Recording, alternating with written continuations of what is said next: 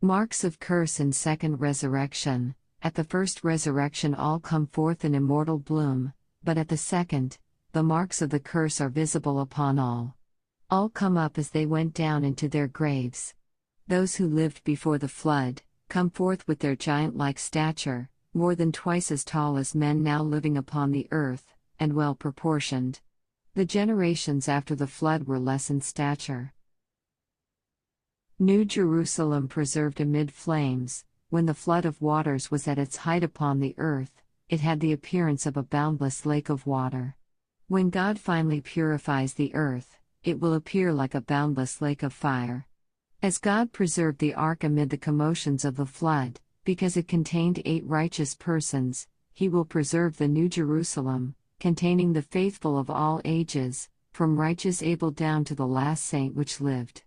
Although the whole earth, with the exception of that portion where the city rests, will be wrapped in a sea of liquid fire, yet the city is preserved as was the ark, by a miracle of almighty power. It stands unharmed amid the devouring elements.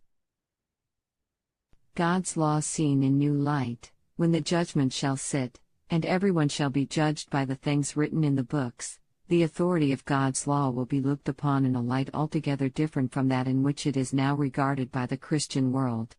Satan has blinded their eyes and confused their understanding, as he blinded and confused Adam and Eve, and led them into transgression. The law of Jehovah is great, even as its author is great.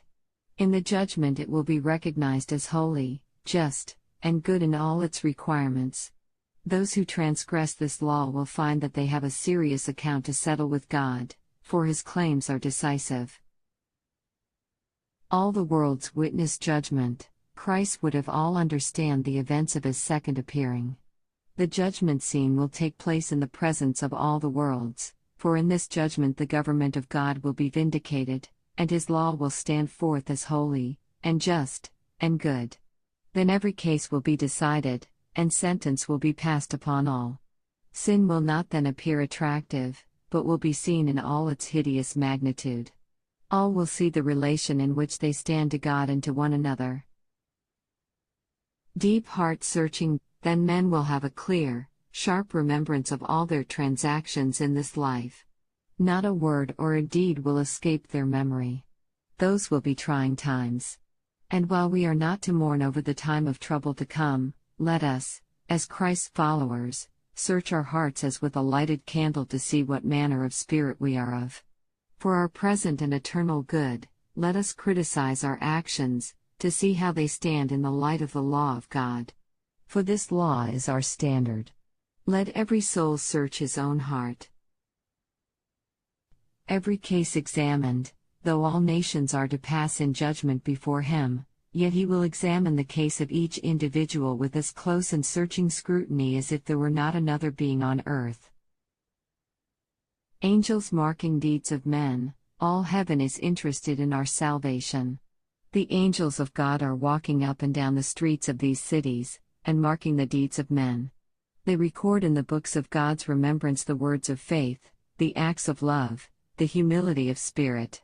And in that day when every man's work shall be tried of what sort it is, the work of the humble follower of Christ will stand the test, and will receive the commendation of heaven. As accurate as photographer's plate, all of us, as beings blessed of God with reasoning powers, with intellect and judgment, should acknowledge our accountability to God. The life He has given us is a sacred responsibility, and no moment of it is to be trifled with, for we shall have to meet it again in the record of the judgment. In the books of heaven our lives are as accurately traced as in the picture on the plate of the photographer. Not only are we held accountable for what we have done, but for what we have left undone. We are held to account for our undeveloped characters, our unimproved opportunities. Our characters represented in books. In the books of heaven are accurately recorded the sneers and the trivial remarks of sinners who pay no heed to the call of mercy made, as Christ is presented to them by His ministering servants. As the artist takes on the polished glass a true picture of the human face, so the angels of God daily place upon the books of heaven an exact representation of the character of every human being, the signs of the times, February 11, 1903. Heaven's Service Record. All who are partakers of this great salvation wrought out by Jesus Christ are under obligation to work as laborers together with God. In the heavenly courts the roll is called, on which every name is registered, and the heavenly agencies respond to the call. The service given by every human being upon earth is there recorded. If any are negligent, it is recorded; if diligent, the same is reported; if idlers, the fact stands against their names. In all the great mass of humanity, not one is lost sight of. Then let everyone be ready to answer the call, saying, "Here, Lord," ready for action. The world has claims upon you. If you fail to shine as lights in the world, some will rise in the judgment, and charge upon you the blood of their souls. It will be seen that you were an agent in the hands of the enemy of God and man to mislead and deceive by your profession of Christianity. You did not lead souls to piety and devotion. You had a name to live, but were spiritually dead. You had not the vitalizing influence of the Spirit of God, which is abundantly provided for all who, in faith, make demands upon it. A daily inventory. God judges every man according to his work. Not only does he judge, but he sums up, day by day and hour by hour, our progress in well-doing. The Book of Life. When we become children of God, our names are written in the Lamb's Book of Life, and they remain there until the time of the investigative judgment. Then the name of every individual will be called, and his record examined, by him who declares, "I know thy works."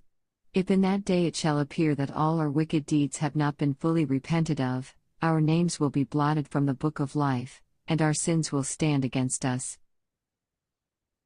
A just punishment for the sinner. Moses manifested his great love for Israel in his entreaty to the Lord to forgive their sin, or blot his name out of the book which he had written. His intercessions here illustrate Christ's love and mediation for the sinful race. But the Lord refused to let Moses suffer for the sins of his backsliding people. He declared to him that those who had sinned against him he would blot out of his book which he had written, for the righteous should not suffer for the guilt of the sinner. The book here referred to is the book of records in heaven, in which every name is inscribed, and the acts of all, their sins, and obedience, are faithfully written. When individuals commit sins which are too grievous for the Lord to pardon, their names are erased from the book, and they are devoted to destruction. No engulfing ocean. The sea divides friends. It is a barrier between us and those whom we love.